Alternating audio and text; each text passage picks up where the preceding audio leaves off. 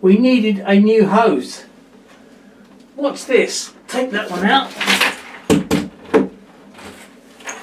Put this one in.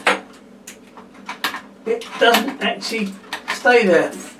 As you can see, the one on the right is slightly wider. The one on the left came from eBay. So I'm not saying everyone on eBay isn't suitable, but just be careful. Don't buy your hoses from eBay. They won't fit a normal shower holder. Here's a close-up. The ones that do fit are a two-part connection, hence the black ring, whereas the eBay ones, the whole thing is one piece, doesn't have a black ring. Also, it's knurled.